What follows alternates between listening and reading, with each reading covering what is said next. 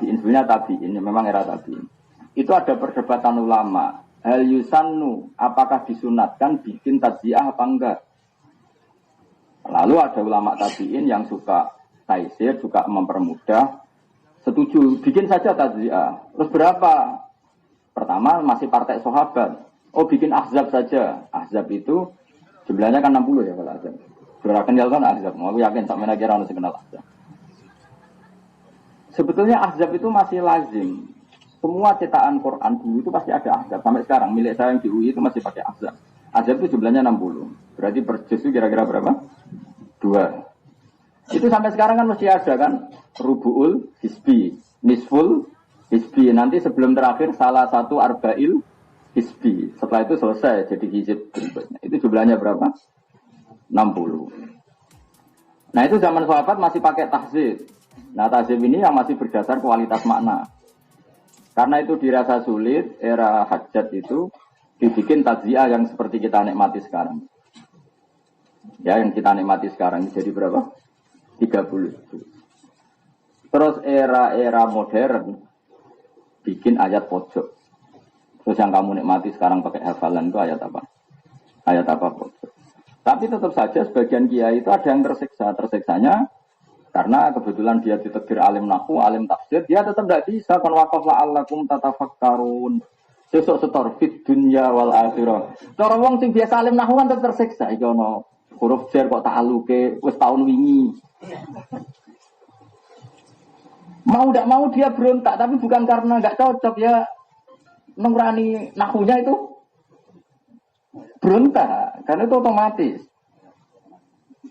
Ya sudah akhirnya la'allakum tatafakkarun misalnya setor Kang Ali saiki, sesuk ujug-ujug fit dunya wal akhirah. Jadi cara malaikat Jibril kurung lagi piye tertipe terus piye. Nah itu kan problem bagi yang kritik ya monggo saya bilang, yang kritik monggo asal yang terus tanpa begitu ya enggak apa-apa. Selama ini yang kita lakukan ya begitu.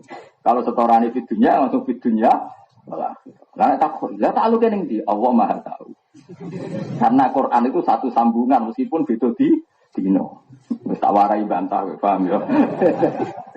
Yang penting kowe waktu nek andel kuwi, yang penting nah ra ikhlas wis selera ini, ora usah niat ngrusak Islam wis wong ra ikhlas ngrusak Islam. Menawa kulo nu fanatik ikhlas.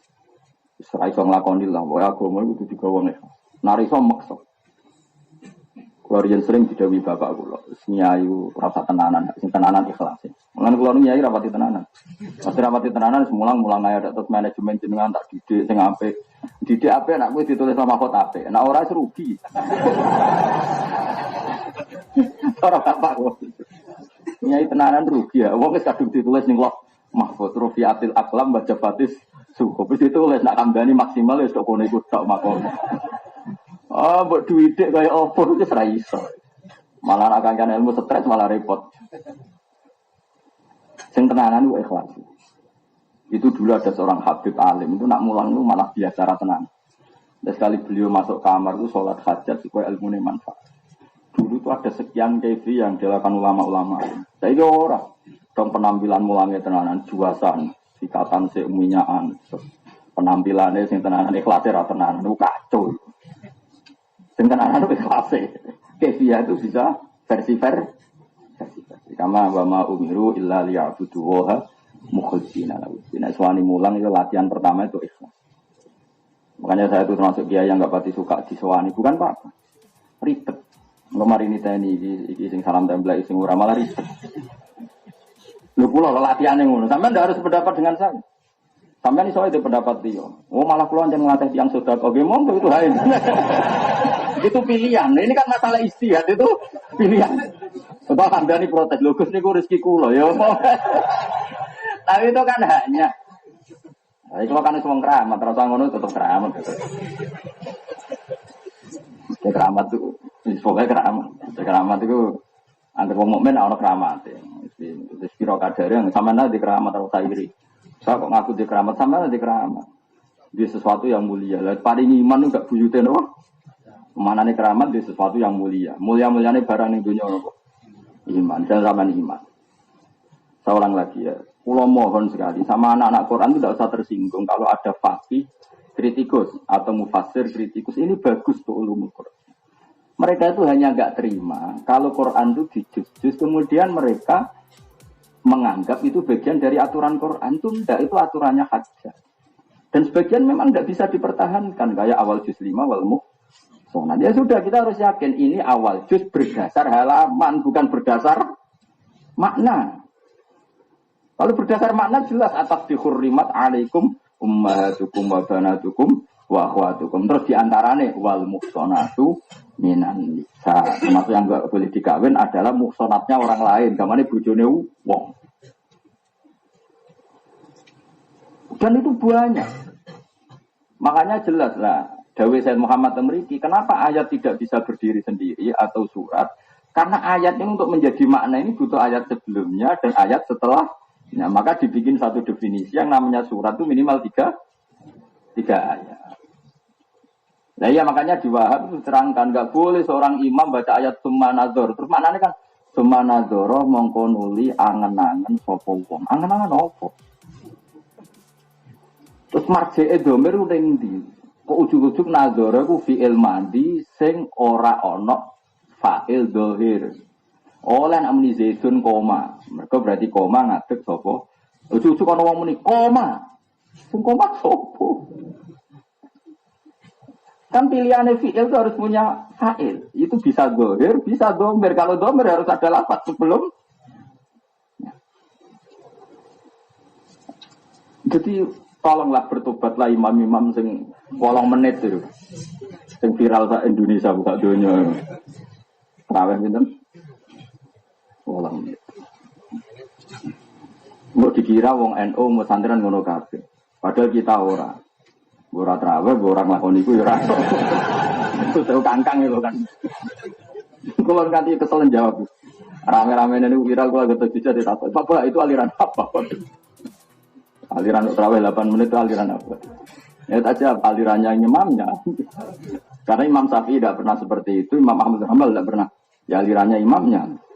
Jangan-jangan itu semua pesantren gitu. Kau peneliti kok goblok, orang cita kok pada no kabel. Peneliti kok goblok, orang cita kok pada no kabel. Jajal ngecek neng kudus neng dindi malah Qur'ane sakjus. Peneliti kok orang cita di generalisir.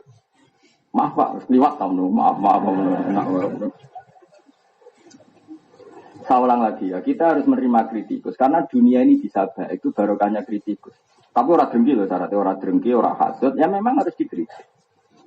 Kata di walau la tafwahin nasa fa'adhum biba'dil la fasadatil ahli. Sehingga ilmu ini dikontrol. Imam Ghazali misalnya, dia tuh kritikus tasawuf. Dia gak suka sama ilmu tasawuf.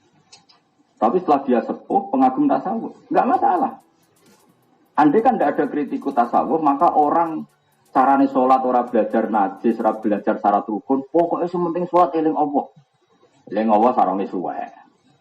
Masalah enggak? Eling Allah wudune gak sah.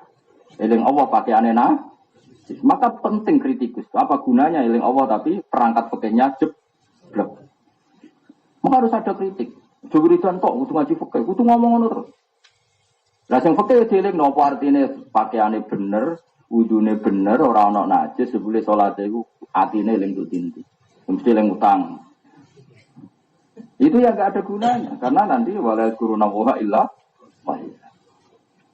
Tapi yang gak bisa fikih ya jeblok jelas Quran ngendikan wasiya baka fatahhir kalau sudah sholat harus berani Nah karena orang gak sempurna ya sudah orang sufi biar ngomong terus wong fikih atas atine nak sholat eling pangeran. Wong fikih ngomong terus oh eling pangeran tapi fikih jeblok. Wis sak uni-unine asal ikhlas sembarno ngomong.